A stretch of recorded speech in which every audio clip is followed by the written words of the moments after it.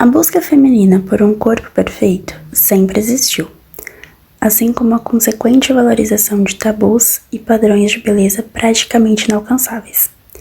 Em relação às cirurgias plásticas, elas ganharam destaque durante a Primeira Guerra Mundial, quando médicos precisaram reconstruir faces de soldados em meio a confrontos. De lá para cá, diversos procedimentos estéticos se tornaram banais, e o Brasil virou o país líder mundial neste ranking, ultrapassando a marca de 1 milhão de procedimentos anuais. Mas e se essa ditadura da beleza, tão replicada pela mídia e por redes sociais, estiver nos aprisionando ao invés de nos libertando?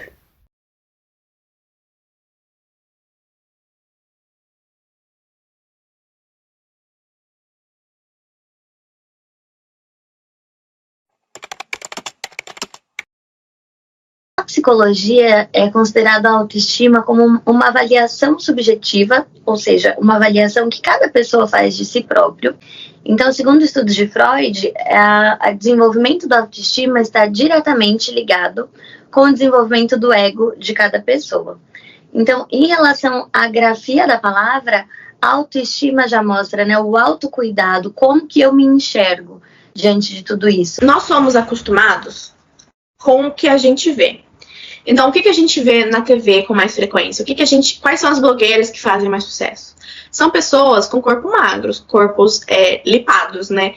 Que vão na academia toda semana. E como a gente se acostuma a ver isso, a gente acha que isso é o normal. É o famoso padrão, né? Que a gente está acostumado a ver sempre. Qualquer pessoa que foge desse padrão, ela é estranha, ela tem algum defeito. A minha autoestima, ela tem altos e baixos. Tem dias que eu me sinto bem, tem dias que eu me sinto mal. Depende de vários fatores e é influenciado por vários motivos. Eu sempre tive o corpo fora do padrão, nunca fui aquele padrãozinho de menina magrinha, baixinha. Mas, ao mesmo tempo, eu sei que eu tenho várias características do padrão que outras meninas não têm. Minha pele é clara, meu cabelo sempre foi clarinho também, o meu rosto também não tem traços muito fortes. Então, ao mesmo tempo que eu fico fora desse padrão, eu me encaixo muito nele. Então, é sempre um dilema pra mim, me aceitar e me sentir confortável com o que eu sou. Eu acho que essa questão de cirurgia plástica é algo que vai acontecer cada vez mais cedo, e eu já tenho observado que meninas muito novas, que nem terminaram o processo ainda de desenvolvimento do corpo, já estão colocando silicone, já estão fazendo rinoplastia, já estão fazendo meninas cada vez mais novas colocando botox. Então, assim, é um pouco assustador nesse sentido. Eu estou fazendo isso porque a sociedade impõe que esse nariz X é mais bonito do que o nariz Y, ou eu estou fazendo isso porque eu, Tatiane, gostaria muito de ter o nariz X e eu acho que ele vai ficar muito bem em mim. Vai melhorar a minha qualidade de vida ter aquele nariz. Mas eu faria tranquilamente lipoaspiração, abdominoplastia e hemoplastia com a prótese de silicone. E eu tenho certeza absoluta que isso ia aumentar a minha autoestima. É o que não deveria acontecer, né? Eu deveria me aceitar do jeito que eu sou, mas eu com certeza faria. E sobre o corpo, se eu faria cirurgia plástica, eu faria. Tem dias que eu penso que só uma lipo me deixaria feliz, né? Que são os meus piores dias. Quando você começa a ter muita propaganda, pessoas famosas e um marketing muito grande em cima de um padrão de beleza, é meio que natural que as pessoas corram atrás daquele padrão de beleza. Que essa questão do Instagram e das redes sociais influenciam muito da forma que a gente se enxerga no nosso corpo e na forma do que a gente quer ser. Com as redes sociais, a gente acaba se comparando muito com as outras pessoas e tentando ser como elas e esquecendo da gente. A gente acaba usando filtros, sendo influenciada a querer seguir um padrão que não é real. Aquilo que a gente vê no celular, cheio de filtro, cheio de máscara, não é a gente. E a gente acaba, às vezes, recorrendo a procedimentos, a cremes, a tudo, pra ser uma coisa que a gente não é, por influência de outras pessoas que estão tentando vender, que estão tentando influenciar você a fazer um procedimento numa clínica, tentando fazer uma publicidade, tentando fazer uma coisa pra que você se sinta mal, se compare a ela e veja em você um problema que às vezes você nem tem, só pra ela conseguir lucrar com isso e as redes sociais engajarem cada vez mais. Por que as pessoas seguem tantas pessoas que têm padrões inalcançáveis? Tem uma frase de um teórico da psicanálise que se chama Jung, e ele diz o seguinte: numa de suas obras, ele diz que Narciso acha feio aquilo que não é espelho. E é mais ou menos isso. A gente tende a achar feio aquilo que nos incomoda, nos convoca de alguma maneira ali, alguma questão interna que temos. Ano passado me surgiu essa oportunidade de fazer essa parceria com uma clínica. Eu nem tinha muitos seguidores, mas eles queriam mesmo alguém que fosse a modelo. Eu deixei, né, tipo assim, o meu corpo na mão deles, vamos falar assim, que é uma coisa muito perigosa. E eu peguei e falei assim, tá, vocês podem fazer o que quiser, eu vou fazer minha parte que é emagrecer e postar. E aí, esse resultado, mesmo tendo poucos seguidores, influenciou muitas pessoas a irem lá fechar pacote com eles e tal, foi um sucesso. No começo eu tava muito empolgada. Só que depois chegou um momento que eu não queria mais seguir essa dieta. E eu me via presa a isso. Aí o que acontecia? Gerou compulsão alimentar. Mesmo que a dieta fosse ótima, entendeu? Eu tinha dia de comer chocolate, eu tinha dia de comer lanche. Mas eu não gosto, eu nunca me dei bem com pessoas me controlando e falando o que eu tinha que comer. Então, eu comecei a me sentir pressionada a emagrecer. Eu falei assim, meu Deus, eu preciso mostrar resultados, eu preciso seguir. E aí começou a gerar uma coisa assim em mim que não foi mais positiva como era no começo. Mas acho que no fundo, se a gente for filtrar algumas coisas, ainda tem coisas boas. Ainda tem influências positivas de mulheres reais, com vidas reais, que tentam levar para os seus seguidores as coisas de uma forma mais leve, mas que fazem isso pela leveza da coisa. Não pra vender, pra ganhar dinheiro, pra lucrar, pra gente se sentir mal com a nossa vida, se sentir mal com a nossa realidade. Eu acredito que viver de acordo com a sua realidade e seguir pessoas, já que eu não vou falar para ninguém, desinstala o Instagram, tira o TikTok da sua vida, porque eu sei que não é palpável para a maioria das pessoas. Mas, se for possível, busque seguir pessoas com uma realidade mais parecida com a sua, pessoas que tenham padrões de corpos parecidos mais com o seu, porque a comparação é inevitável, a gente se compara, o ser humano é sujeito de falta. Você sempre vai em busca daquilo que naquele momento você não tem. A gente pode continuar sendo blogueira magra, mas segue outros tipos de influencer, outros tipos de pessoas que estão, né, na mídia, que a sua percepção em relação ao corpo gordo e ao corpo magro vai mudar e vai ajudar bastante. Eu sigo mulheres que compartilham conquistas no trabalho, na vida, e não apenas na parte saudável. Então, eu gosto de seguir pessoas que façam, que me inspiram a ser uma pessoa melhor e não a ser como elas. Eu acho que isso é o mais importante. Eu sou médico radiologista, trabalho na área de radiologia há 20 anos, com especialidade em mama. E desenvolvo vários tipos de pesquisas de mama, e dentre uma das linhas de pesquisas que a gente tem a doença do silicone.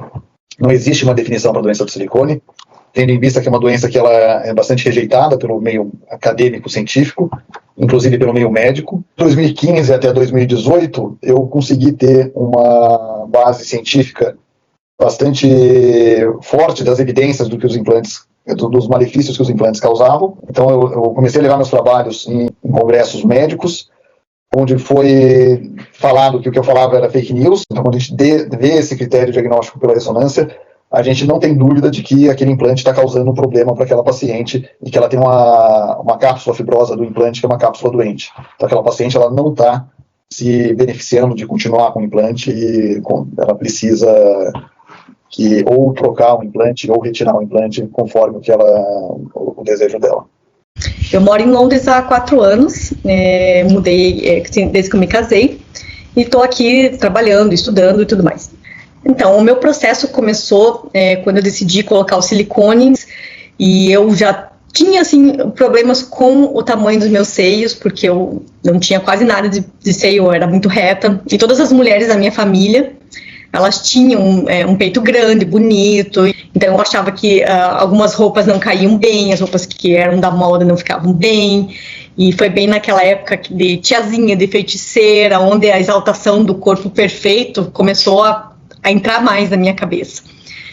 E eu fiquei, assim, muito satisfeita com o resultado estético, assim, ficou perfeito, ficou do jeito que eu queria, muito proporcional ao meu corpo. Só que essa autoestima elevada, esse bem-estar, ele tem um prazo de validade, né? Passa um tempo ali, você se acostuma com o seio, acostuma com o teu corpo e você começa a focar em outras partes do teu corpo que estão te incomodando. O silicone não foi a solução dos meus problemas que eu achei que seria, na questão de eu me sentir bem, confortável comigo mesma, dar com a autoestima super em cima. Então não foi bem assim, né? Então toda marca de implante de silicone, independente da marca, independente do conteúdo dele, do componente dele, todas, sem exceção todas, eu tenho alteração em todas as marcas, elas vão ter a degradação da superfície do silicone e um extravasamento do gel interno. Esse extravasamento é o que vai determinar a patologia na cápsula fibrosa, né? Então a cápsula vai ficar doente, e esse silicone ele pode migrar pelo corpo. Essa migração pelo corpo Quando a paciente tem reações inflamatórias ao silicone, aonde o órgão tiver silicone, ele pode manifestar os sintomas. Uns 5 ou 6 anos eu comecei já a sentir os primeiros sintomas. Eu não conseguia fazer nada, eu só ficava deitada, eu tinha muitas dores, eu tinha muito cansaço. Eram mais de 37 sintomas, né? O médico nunca comentou comigo referente a riscos, problemas, nada. Não me foi informado nada. Então eu fui colocar na minha cabeça, era só uma maravilha, não teria nada com que me preocupar. Ele me garantiu que a prótese era vitalícia, que eu não precisaria trocar. Mas aí foi que eu descobri que a prótese que eu tinha na época era a PIP, que era uma prótese francesa, que colocava silicone industrial nas próteses. Foi um processo árduo, assim, porque é muito difícil quando você tem uma condição, quando você nota dia após dia a tua saúde deteriorando, você não sabe o que fazer, ninguém sabe como te ajudar, todo mundo fala que você está bem, mas no teu íntimo, dentro de você, você sabe que você tem um problema, que tem uma coisa muito séria acontecendo. Então, eu comecei a ir até em médicos particulares aqui em Londres e gastar bastante dinheiro, porque aqui é extremamente caro fazer exames em médicos. Aí, eu cansada de ter aí essas faltas de diagnóstico, comecei a pesquisar por mim mesma. Eu sabia que sim, é isso o meu problema, são as próteses que estão me intoxicando e me deixando muito doente. Então, nesse dia mesmo, eu pensei, eu vou tirar. Desde então, né, foram 10 meses de muita preparação física, mental, psicológica, emocional, né, para eu poder fazer o explante. Eu comecei a tomar uma medicação, suplementos para dar uma ajuda no meu corpo, para aguentar aí mais alguns meses, eu me preparar para poder ir ao Brasil e fazer o explante. Hoje, esse ano de 2021, é esperado que a gente ponha mais implantes do que 2020. Só que, por outro lado, a gente tem um movimento de explante muito grande. Percentualmente está crescendo muito mais o número de cirurgias de explante do que de implante. Então, se a gente for traçar numa curva de uma tendência, a tendência é de que os implantes eles diminuam e acabem saindo da sociedade. No pós-imediato, a primeira coisa que você percebe é a sua respiração, você consegue encher o seu peito de ar. Eu sentia muita falta de ar, eu tinha exercícios que eu não conseguia fazer, subir um lance de escada me deixava ofegante. E a primeira coisa que eu notei foi que eu conseguia respirar livremente. Desde que eu tirei o silicone, eu não senti mais as dores articulares que eu sentia muitas dores pelo corpo inteiro. Eu tinha uma dor crônica no pescoço e no ombro, que desde que eu explantei eu não sinto mais. Hoje em dia eu tenho essa prioridade de trazer essa informação para mais pessoas, para mais mulheres, e fazer com que elas não coloquem o silicone, mas que façam isso com informação e com lucidez. É isso que eu quero, assim, que elas façam sabendo tudo que as aguarda, todas as possibilidades, uma coisa que eu não tive quando eu coloquei meu silicone. Nós somos médicos, né, então o nosso objetivo é prover saúde e prover o bem-estar da paciente. A partir do momento que a gente assume que a gente está gerando doença nas nossas pacientes saudáveis, eu acredito que o silicone ele deva ser ou proibido ou retirado do mercado, ou até que encontrem alguma solução de um produto que seja substituto. E além disso, a gente tem um problema de saúde pública, porque as mulheres que colocaram o implante de silicone com a ideia de que eles seriam para o resto da vida, que não causariam problemas, muitas dessas mulheres, elas não tinham se programado para poder retirar o silicone. E a partir do momento que elas começam a ter doenças relacionadas aos implantes, elas vão ter um custo, tanto para a saúde pública quanto privada, relacionadas às complicações que é uma doença criada pelo homem. Essa é uma doença que eu descrevo nos meus trabalhos, que é a man-made disease, a doença criada pelo homem, que você tem uma prótese que ela não é natural, foi criada pelo homem, e que ela não está naturalmente dentro da mulher, ela foi posta dentro da mulher. Então a gente está criando uma doença dentro das mulheres que não era para existir. Nenhuma anti-cirurgia plástica. Muito pelo contrário, dentro da medicina acho que é uma área muito bacana, acho que trabalha deixando pessoas, transformando vidas, assim. Mas desde que a gente faça os procedimentos, porque nos faz bem, foi pela nossa felicidade e de acordo com a nossa saúde. Uma coisa que alguns fotógrafos têm pregado agora recente é fazer ensaios naturais das pessoas, sem o tratamento de imagem, para ajudar aquela pessoa a voltar a ver a beleza que em algum momento ela deixou de enxergar em si. E isso é uma medida muito bacana. Eu sou uma mulher trans, já fiz a cirurgia de redesignação sexual, fiz pelo SUS. A cirurgia foi feita no Hospital de Clínicas de Porto Alegre. A gente ia até um posto de saúde, aí consultava com um clínico geral. Aí, no meu caso, ele me mandou pro CAPS, porque daí lá eu poderia passar por um psicólogo. E ele me deu um laudo, dizendo que eu era portadora, de fato, da disforia de gênero. Aí eu fiz esse encaminhamento, levou mais ou menos uns 2 anos para eu ser chamada. Quando eu fui chamada, eu comecei a fazer as consultas lá. Aí depois dessa consulta a gente começa a fazer já o acompanhamento, que são as consultas em grupo com a psicologia, é um grupo só de meninas trans, e a gente vai para debater assuntos, e aí é esperado que se faça essas consultas em grupo durante 2 anos, só que como o SUS ele paga uma cirurgia por mês, então acaba sempre demorando um pouquinho mais, no meu caso levou 4 anos e meio, agora já faz 2 anos, né, que eu operei, a minha cirurgia foi feita em agosto de 2019. A cirurgia foi feita numa segunda-feira, eu internei no hospital no domingo, meio-dia.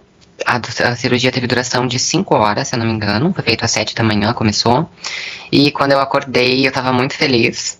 Então acho que se tivesse que botar numa balança o ponto positivo e o negativo, eu acho que o positivo ele tem muito mais peso e muito mais relevância. Porque ele traz uma autoestima, ele traz um bem-estar. Imagina, eu fiz a cirurgia com 26 anos, né? Hoje eu tenho 28. Então foram 26 anos da minha vida que eu não me sentia bem comigo mesma. E só hoje eu consigo me sentir bem. Então essa cirurgia ela é muito relevante mesmo pra gente. O único caminho que a gente não vê a maioria das pessoas, infelizmente, né, buscando é o caminho do autoconhecimento, o caminho de fazer ali um processo terapêutico para ter melhores resultados e ter um realce, um levantamento de sua autoestima através do autoconhecimento, que é o que seria o ideal, né? Uma vez que eu me conheço, eu consigo melhorar os meus pontos internos e, com isso, ter uma melhora da minha aparência física. Acho que a minha maior motivação sou eu mesma, né? Desde 2020, estou em um processo de amor próprio, né? Muita terapia. Estou em um processo de amor próprio, de autoconhecimento. Eu não consigo basear a minha beleza em outra pessoa. Eu já fiz muito isso e me machucou muito. Então foi muita terapia mesmo para eu conseguir pensar dessa forma. Acredito que a gente tem que basear o nosso padrão de beleza na forma como que a gente se sente melhor. Antes de fazer a redesignação sexual, eu tinha uma agenda assim na minha cabeça de vários procedimentos. Eu queria tirar o gogó, eu queria afinar o nariz, eu queria tirar uma costela pra ficar... Olha, as loucuras. Eu queria tirar uma costela pra deixar a cintura mais fina. Eu tinha, assim, diversas coisas que eu gostaria de fazer. Mas depois da redesignação sexual, eu não sei explicar, mas eu não sinto mais a necessidade disso. Hoje eu sinto, de fato, que eu sou a Júlia. Se a minha voz é um pouco mais grossa, tá tudo bem. Se a minha cintura, de repente, não é tão fina como de uma mulher cis, tá tudo bem também. Isso faz parte de quem a Júlia é. Não adianta você ser linda, perfeita, lipada e tudo mais, e você não poder aproveitar, sair, viver a vida, viajar, experimentar outras coisas, porque você tá sofrendo consequências por causa de uma vaidade, que muitas vezes nem é necessário. Eu percebo tanto aqui no Reino Unido quanto no Brasil, tá ficando muito padronizado. As mulheres têm o mesmo rosto, têm o mesmo formato, têm a mesma boca, têm o mesmo cílio, têm as mesmas unhas, então tá ficando todo mundo igual. As pessoas estão perdendo sua originalidade, sua essência, e estão deixando de lado a coisa que é mais bonita que tem, que é a diversidade, isso é que você é. Para mim, hoje em dia, esse conceito mudou totalmente e eu estou me sentindo bem na minha pele, sendo quem eu sou. Padrão de beleza ideal é tipo uma pessoa que seja saudável, primeiramente, e que se sinta feliz, que se sinta bem com o corpo que tem. A gente busca o tempo inteiro a homeostase, que é o equilíbrio físico, bem-estar físico, psicológico, social, emocional, para que o corpo flua ali em perfeito equilíbrio. Uma pessoa que não está feliz com a sua imagem, ela não vai estar bem psicologicamente. Então a gente precisa trabalhar todos esses viés: saúde física, psicológica, saúde financeira, para que a pessoa consiga ali ter a homeostase na vida dela.